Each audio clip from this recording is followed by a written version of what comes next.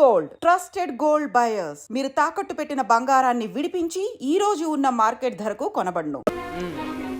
పెళ్ళయ్యాక ఎలాగో తప్పదు, ఇప్పటి నుంచే మోయిస్తే ఎలా? ఓ మాట అడుగుతాను, చెప్పు. 7 రోజులు 7 క్షణాల్లో గడిచిపోవడానికి కారణం చెప్పగలవా? గలను, కానీ చెప్పండి. ఎందుకని? అనుభూతిని అందంగా మనసులో దాచుకున్నప్పుడే అనుభవించే జంటకు థ్రిల్ గా ఉంటుంది. ఓయ్ బాబు, ఇదేటండి? స్టేషన్ దగ్గర నుంచి ఇదే మాట్లాడుతున్నారు, హోటల్లో ఇదే మాట్లాడారు, గుడి దగ్గర ఇదే మాట్లాడారు. అంతా ఇప్పుడే మాట్లాడుకుంటే పెళ్ళి థ్రిల్లే ఉండదు. ఎక్కడ బాబు, ఎక్కడ ఇటే అయింది? పరువు బొద్దు.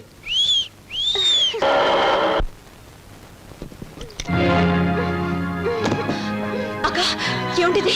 నువ్వు వెళ్ళిపో. నువ్వు ఇక్కడి నుంచి ఏం జరిగింది తర్వాత చెప్తాను. ముందు నువ్వు ఇక్కడి నుంచి వెళ్ళిపో.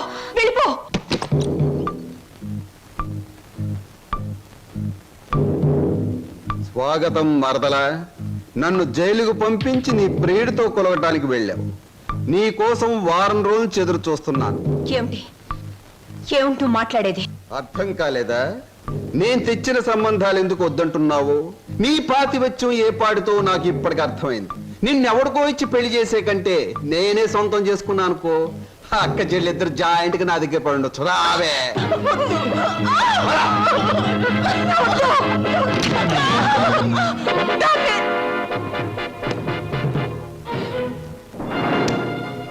వదులు, నిన్నే వదులు.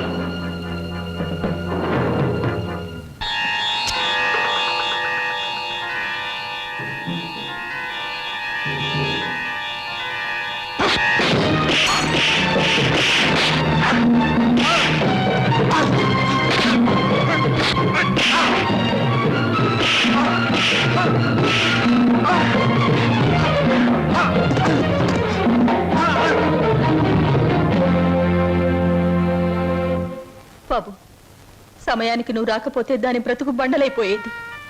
తాళి కట్టవలసిన నీ చేతులతోనే దానికి తలకురివి పెట్టవలసి వచ్చేది. బాబు, నేను అడుగుతాను, చేస్తావా? చెప్పండి. ఆ దుర్మార్గుడు దాన్ని ఆ మాన మర్యాదలతో ఉంచడు. దాన్ని నీ వెంట తీసుకెళ్ళిపో బాబు. నీ కాబోయే భార్య నువ్వే రక్షించుకో. దాన్ని కాపాడే శక్తి నాకు లేదు. అది హాయిగా బ్రతికితే చాలు. నేను వాడి చేతుల్లో చచ్చిపోయినా పర్వాలేదు బాబు, తీసుకెళ్ళు. అది కదండి. పెళ్లి కాకుండా ఇంటికి తీసుకువెళ్తే లోకం ఏమైనా అనుకుంటుందనా? అనుకోని బాబు. మనం అంటే ఏమిటో మనకు తెలిసినప్పుడు తెలియని లోకులు కాకులే ఏమనుకుంటే మనకే? తల్లి తండ్రి ఈ నీ కాళ్ళు కడిగి కన్యాదానం చేసి నీ చేతుల్లో పెట్టలేకపోయినా కనీసం ఈరోజు నా చేతుల మీదుగా నీకు అప్పగించగలుగుతున్నాను. తీసుకువెళ్ళు బాబు. సరే.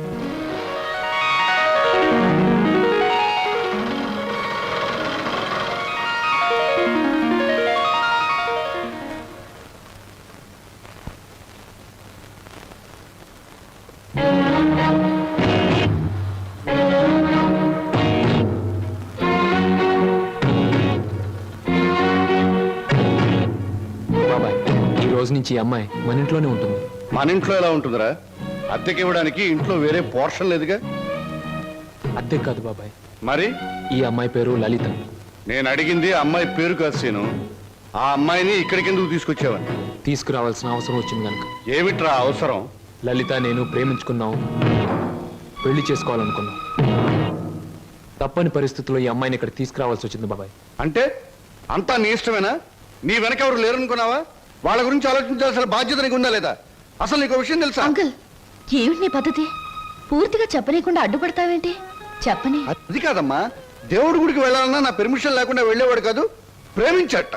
అంకుల్, ప్రేమించడం అనేది మనసు చేసే పని, గుడికెళ్ళడం అనేది మనిషి చేసే పని. నీకు తెలీదమ్మా వీడు. అంకుల్, ఏమిటి వాళ్ళు ఎలా ప్రవర్తిస్తున్నావు? అతను ఏదో తప్పు చేసినట్లు మాట్లాడతావేంటి? ప్రేమించే మనసుంది కాబట్టి ప్రేమించాడు. తన మనిషిని తాను కాపాడుకోగలన్న ధైర్యం ఉంది కాబట్టి చేయి పట్టుకుని ఇంటికి తీసుకొచ్చాడు. అది కాదమ్మా. అంకుల్, ఇంత అందమైన అమ్మాయిని ప్రేమించినందుకు సంతోషించు, అంతేగాని ఊరికే కోపగించుకుంటావేంటి? ఏమండి, మా అంకుల్ చాలా మంచివాడు. ఇంత మంచి హీరో మనసు దోచుకున్నందుకు ఐ రియలీ కంగ్రాచులేట్ యూ. రండి. క్షమించండి, ఈ ఇంట్లో వాళ్ళకి ఇష్టం లేకుండా ఇక్కడ ఉండటం నాకు ఇష్టం లేదు. నేను వేరెక్కడైనా ఉంటాను. మీరు మమ్మల్ని అవమానిస్తున్నారా? అవమానిస్తున్నానా? లేకపోతే ఏమిటి? ఒక నిస్సహాయమైన ఆడది ఇంటికొస్తే ఆదరించకుండా బయటికి గంటేంత దుర్మార్గుడు అనుకున్నారా మా అంకుల్? మీరెక్కడికి వెళ్ళక్కర్లేదు, రండి అంకుల్, ఒకరికొకరు మనసిచ్చి పుచ్చుకుని వచ్చారా? ఇద్దరుగా వచ్చిన వాళ్ళని ఆశీర్వదించి ఒకటిగా చేయి అంకుల్. Please please uncle. మీరు లోపల పదండి. ఇంకా ఇక్కడ నిలబడ్డావేంటి? పద పద పద పద. ఆంటీ, ముందు కుడికాలు పెట్టించి లోపల తీసుకెళ్ళు. లక్ష్మి, ఏంటి అలా చూస్తుండిపోయావు? మీ వదిలి లోపల తీసుకెళ్ళి దిష్టి తీయి. వెళ్ళు. రండి లోపల.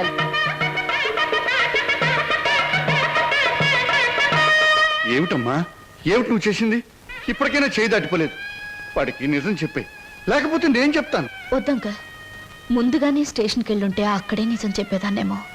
ఇప్పుడు బావ పక్కన అమ్మాయిని చూసి కూడా నిజం చెప్పడం వాళ్ళని విడతీయడానికేగా అంకుల్. అమ్మా, అంకుల్, కృష్ణాష్టమి రోజున మన ఇంట్లో మంచి జరుగుతుందని నువ్వే కదా నాతో చెప్పావు. నాకు మంచి జరుగుతుందని నువ్వు అనుకున్నావు, బావకు మంచి జరుగుతుందని నేను అనుకున్నాను. నేను మరోసారి ట్రైన్ మిస్ అయ్యాను, అంతే. బాధపడకు అంకుల్, రేపు కృష్ణాష్టమి రోజు అదిరిపోవాలి. వస్తాను.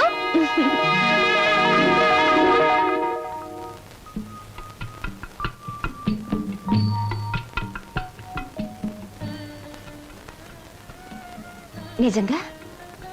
అవును, చాలాసేపు ఎదురు చూసాం. ట్రైన్ కదిలిపోయింది. ఆ తర్వాత మా సరోజ్ ఏమైందో మాకు తెలీదు. దాని జ్ఞాపకార్థంగా ఆ టికెట్ను మా అన్నయ్య ఫ్రేమ్ చేయించాడు. ఇప్పటికీ మా సరోజ్ అంటే మా అన్నయ్యకి ఎంత ఇష్టమో. అదృష్టవంతురాలు. ఎందుకని? మీ అన్నయ్య లాంటి మంచి మనిషి మనసులో మిగిలిపోయినందుకు. నేను ఒప్పుకోను.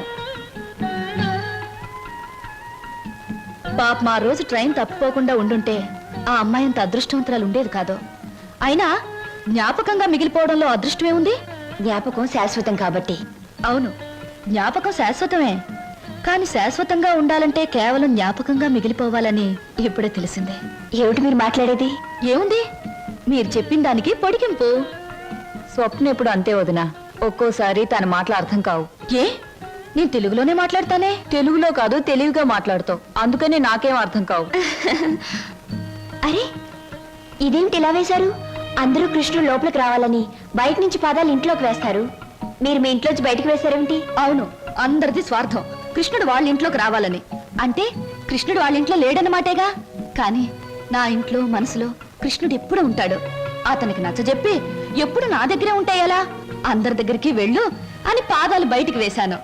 అవి మీరు వేసిన పాదాలతో కలిపాను. అంటే కృష్ణుడు నా ఇంట్లోంచి మీ ఇంట్లోకి వస్తున్నాడనమాట. చాలా చక్కగా మాట్లాడుతున్నారే మీరు. ఎక్కడ నేర్చుకున్నారు? జీవితం అనే స్కూల్లో దురదృష్టం అనే మాస్టారు పరిస్థితులనే బెత్తంతో బాధి మరీ నేర్పారు. నాకు చాలా పరిస్థితులు వచ్చాయి, కానీ మీలా నవ్వుతూ మాట్లాడే ధైర్యం రాలేదు. మీ మాస్టర్ పేరు అదృష్టం, మా మాస్టర్ పేరు చెప్పానుగా దురదృష్టం. ఈ ఆటోలో వెళ్ళి, ఇదే ఆటోలో వెళ్ళి మీ అన్నయ్య ఎక్కడున్నాడో వెతికి పట్టుకుని ఆయనతో మీ చెల్లిని ప్రేమించాను, నేను పెళ్లి చేసుకుంటాను, మీరు ఒప్పుకోకపోతే నేను ఒప్పుకోను అంటాను. అప్పుడు ఆయన ఏమంటారు? నీ ఇంటి అడ్రస్ ఎక్కడా అని అడుగుతారు. నిజమేనయ్యా, వాళ్ళిద్దరూ కలిసి తిరిగారు, ప్రేమించుకున్నారు. నేనేమీ కాదంటం లేదు. మీ చెల్లెల్ని ఇంటి కోడలుగా చేసుకోవడానికి కూడా నాకేమీ అభ్యంతరం లేదు. కాకపోతే ఇంటికో అంతస్తుంది, దానికో అభ్యంతరం ఉంది. అది ఒప్పుకోదు. మీ అంతస్తుని ఎగిరందుకోవాలన్న దురాశ నాకు లేదు సార్. కానీ పెళ్లి చేయటానికి ఒప్పుకోను మీ అంతస్తు మీ అబ్బాయితో కలిసి తిరిగిన నా చెల్లెల జీవితానికి ఏ సమాధానం చెప్తుంది సార్? Good, very good. ఈ ఒక్క మాట నిన్ను నా అంతస్తుతో సమానం చేసింది.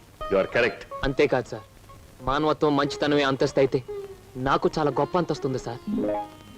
తన యజమాని కోసం ప్రాణాలు అర్పించిన గొప్పవాడు నా తండ్రి.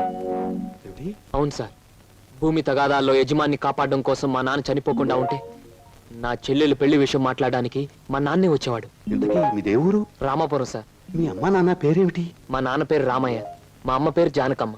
నువ్వు రామయ్య కొడుకువా? అవునండి. మా నాన్న మీకు తెలుసా సార్? తెలుసు.